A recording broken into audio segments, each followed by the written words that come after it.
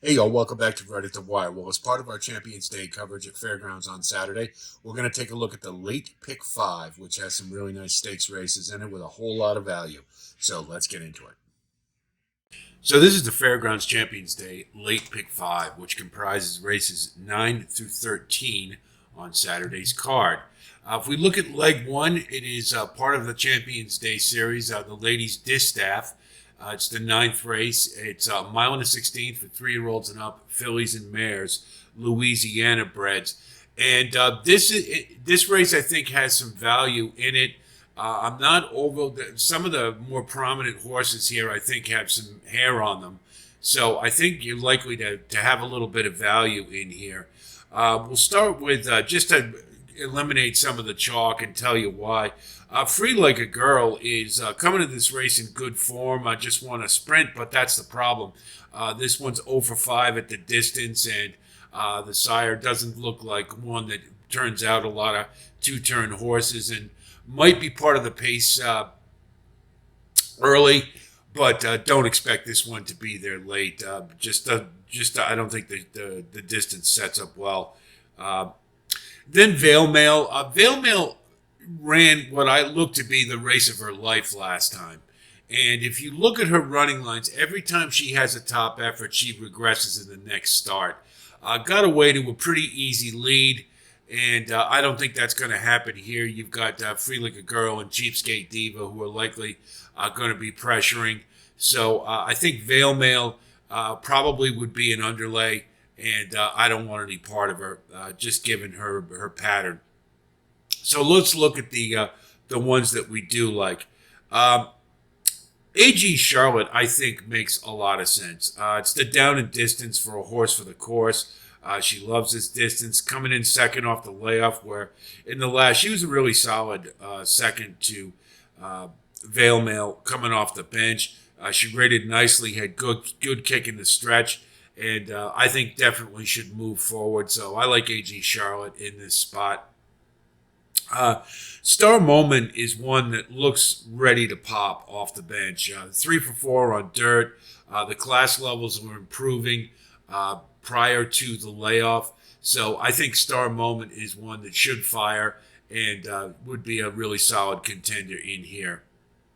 I would say those are the top two. Now, if we had to fill out the field, you see I've got Asterisk by Sabra Tough and Whole Lot of Mo, and I consider them more to be under players for the exotics. Whole Lot of Mo, the stretch out should benefit. Ran decently in the last and had that look that better is on the way, but I don't know that it's good enough to win here. And plus, I'm not sure there's going to be pace to run to, and I think that's what Whole Lot of Mo would like. Sabra Tough, I mean, is just a perennial disappointment. We saw that fourth in the Breeders' Cup last year and thought, maybe there's better to come. The problem is she runs fourth in every single race, it seems like. Seems really content to just run around the track, never factors late, but it has the class and is good enough to be underneath in the exotics. Don't like the price, never will with Sabra Tough, but I think is one that's illogical to fill out your trifecta underneath. Second leg of the late pick five is the 10th race. It's the ladies sprint, run at 6 furlongs for 3-year-olds and up, fillies and mares, Louisiana breds. And this is a good race. It's pretty form fitting. I think Free Drop Maddie should be the speed of the speed. But judging by the last race, I don't think, given the class level of quite a the other contenders in here that she ran against last time, that she'll be around at the finish. So what that leaves us with are the horses that are likely to be just off of her. And I think the two that lead the pack are Olivia G and Free Like a Girl. Free Like a Girl is cross-entered in the 9th race, the distaff, but I think this is a more suitable spot for her. She's certainly much more attuned to sprints and runs better at them. Had a nice win last time, and I think is coming into the race in good form. Fully expect a top effort out of Free Like a Girl. Should be just coming from off the pace. The one that's most intriguing to me is Olivia G. I think she's coming into her own after a good second in the hay bear last time. She had a career high speed figure at her highest level of class to date. So she's got that progression, class level increasing as the class of the race increases. And she has a lot of seconds, that's true. But I think if you look at them, it's more the fact that she took her a few bites to break her maiden. I think it's more an issue of the light bulb going off. So she's coming into this race third off the layoff. And I'm expecting a really big effort. And at 6-1, I think that's a juicy price for this one. Overcharged, it would certainly be a prime contender. And to me, she's kind of a damned if you do, damned if you don't horse because her best from the back class would certainly be competitive here and likely could win the race, but has been off for a while, and prior to that was pretty far off form going to the bench. So that's obviously a concern. If this one can bounce back, certainly should be in the mix. I'm just not, coming off a long layoff, I'm just not expecting a top effort. So I think underneath would probably be more likely. Bell Out, it was kind of it ran pretty well last time. I just think she's a hair below the top two I've mentioned. I think she'll be there. She'll be competitive. Just don't think she's got enough to win. And then we'll throw in Basalt Street for underneath and underneath only. That's what the asterisk means. You're getting 8-1. It's pretty decent value for a consistent horse who tries hard and likely to get into the exotics. But if I had to pick one, I really like Olivia G in this spot. But Free Like a Girl, to me, is the other prominent and likely win candidate. Third leg is the 11th race. It's the Lassie. It's run at 6 furlongs for 2-year-old fillies. And this race, being a big field with 2-year-olds, I mean, there's a lot of possibilities here. The things that I'm looking for more than anything else are progression and value. Particularly with 2-year-olds, you can stress that a little bit more than perhaps in other classes of race. And we'll just look at them. Sarah's Court, number 2, she ran her best race off the bench at her best class level, so I think she's feeling pretty good. She'll have to run another top to factor here, but it looks possible, and probably more a candidate for under, but if she can, at 15-1, you're getting good value for a horse who looks like is moving forward. Same can be said for Tommy G. She ran her best race in the last, and the race levels have increased, so that looks like the light bulb has gone on. And we'll need another jump, but again, it looks very possible, and at 10-1, you're getting nice value, so one to certainly consider. Tap Galore is a bit of a wild card coming off the bench from a bit of a layoff, but if you watch that last race, the Louisiana Juvenile, she showed really good tactical speed.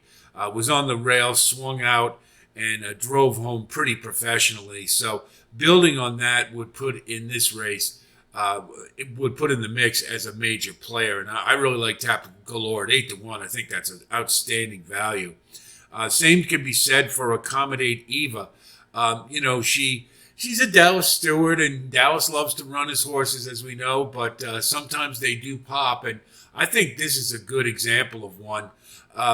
She broke slow in the Ferguson, but that might have been a holdover from the Breeders' Cup, where she was clearly outclassed. So you're getting major league class relief here back to state breds, and she might not have liked the good track. That's a possibility, but I think it's more just hangover from the Breeders' Cup.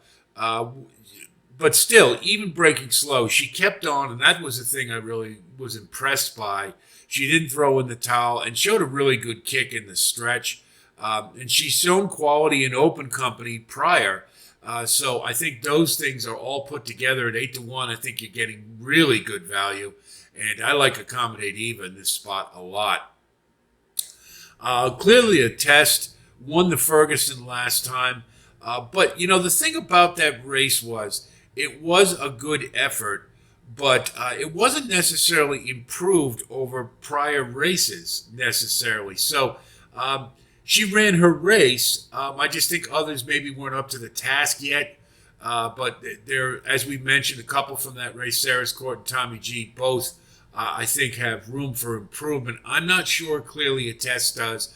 I could see being in the mix, but I'll call more for underneath. And then Undercover Girl, because of the late running style in these big fields in the sprint, that's certainly a plus. Trained by Brad Cox also. But this one's just coming off a maiden, so it's sort of hard to put on top in this race. But being the lone closer, that's obviously a big advantage. 4-1 isn't a bad price, but I have a feeling underneath is probably more likely. So for me, in a race that screams for value, I think Tap Galore and Accommodate Eva are the two that just offer great value. And I think we can, for the pick five purposes, this is a great race if we can hit it that really adds to the ROI. The fourth leg of the late pick five is a doozy. This is the sprint.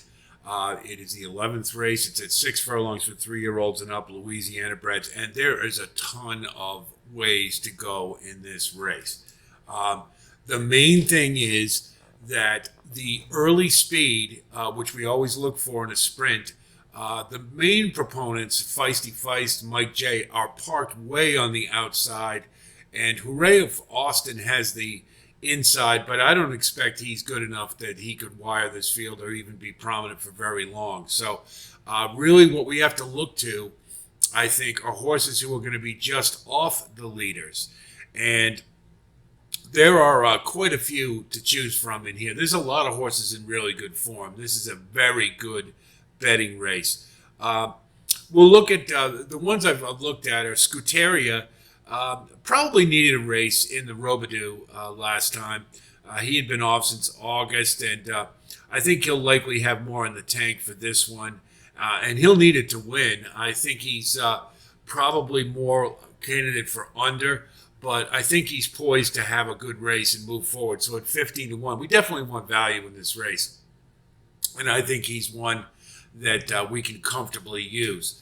Highland Creek is very intriguing. Brett Calhoun is 2 for 3 with a $3.73 ROI, route to sprint third off the layoff at Fairgrounds.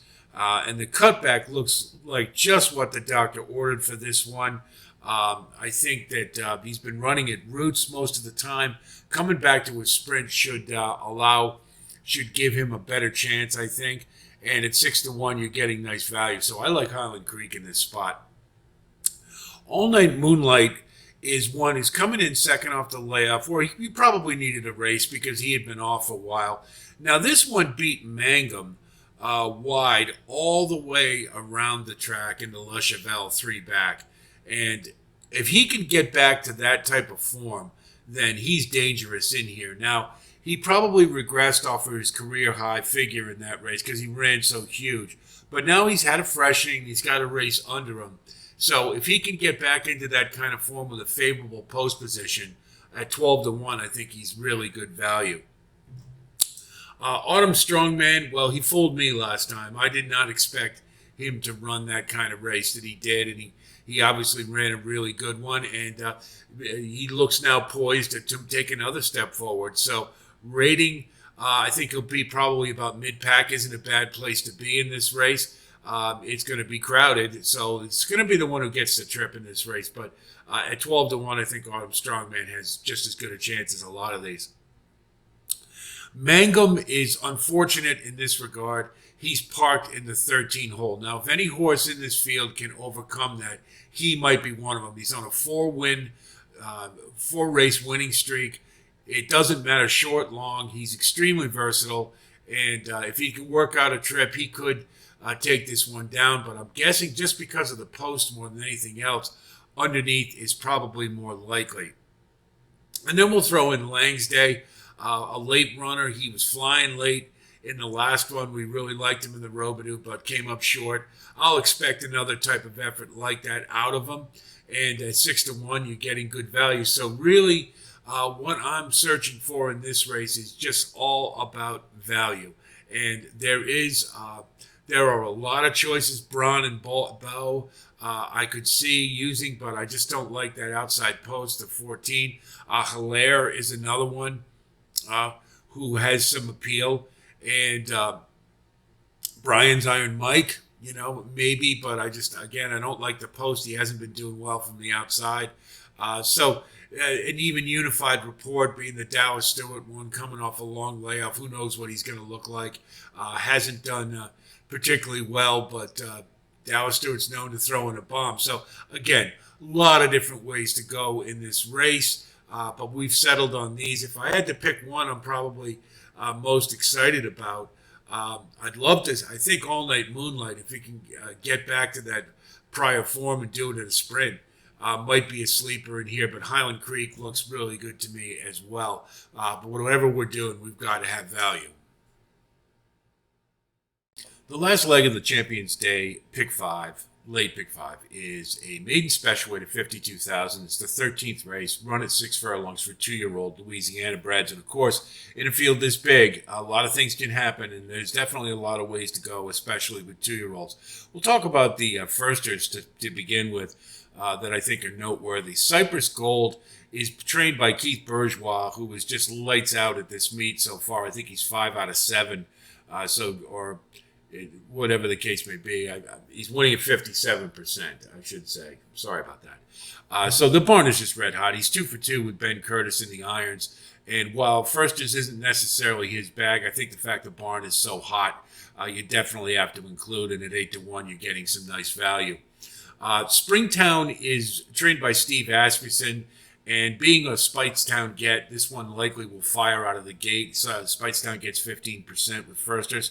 Going to be in the 11 hole, which I think is a bit of a challenge. This one likely will want to be up near the leaders. So it's going to have to hustle early. And if he's good enough, he can take it down. But I think it's a pretty tall order from outside there. So we definitely have to... we're going to include, but I'm not that keen on his chances here, particularly with speed to the inside. Star, I think, is pretty intriguing. Shows 3 straight 5-furlong works. So there's definitely some fitness there. And I think that signals that they think they've got a pretty good one here. At 12 to 1, offers some good value. We'll throw in the mix. And then the ones that have run already. The controlling race for this one was a maiden last time. And Bobby Two Shots, Handsome Harold, and House Bourbon all ran in it. Bobby Two Shots, 2-back, was awful green, running against Spinning Aces, and he looked pretty good early and then just completely blew the turn, and they pulled him up. He finished the race, but it was pretty comical, to be honest. Obviously, the next race, they worked out some of the kinks. He ran a much better race, finishing second, just off the leaders. It is a little troubling. He couldn't get to the leaders and just sort of stayed all the way around the track in second. But obviously it shows some improvement, so he's possible to move forward. Handsome Harold was in that race as well and was on the lead, dueling all the way, and weakened late, which is understandable, but still got third, so I think there's some ability there, and at 8 to 1, you're getting a good price. House Bourbon was also in that race, and while further back, has been progressing steadily. So I think a better effort from House Bourbon is in order.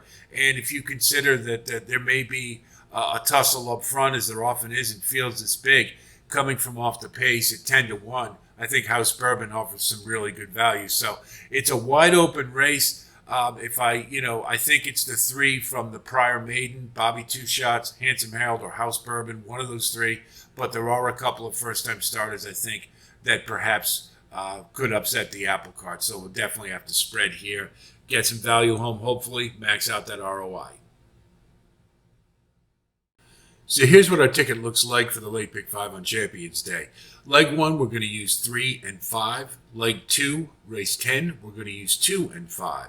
Leg 3, race 11, 4, 5, and 6. Leg 4, race 12, we're going to use 3, 6, 7, and 8. And then leg 13, this would be the tough one. We get through this one. We got a shot. 5, 7, 8, 9, and 10. Most of these races, we're looking for value. I think we absolutely have to in these fields. They're all pretty tough. So we're just going to take a stand and hope it hits. That's a $120 ticket on a 50-cent base. And if we can get through the first few legs, then we've got 5 shots at the end in the maiden to take it down. So this is going to be a tough one. So that's the pick 5, and it's definitely a lot of value to be had in it. It's really hard to, a couple of those races, really hard to pin anybody down as solid contenders. But we'll roll the dice, and hopefully we can come out on top. I think it's going to pay really well, so let's keep our fingers crossed. Hope our analysis helps you with your own wagering strategy as always, and we do wish you the best of luck. And if you do like content like this, please like and subscribe. And thanks to all of you who have come on board. We're going to continue with our postings through the conclusion of the thoroughbred racing season, so be on the lookout for more content. I'll talk to you soon, and until then, be well.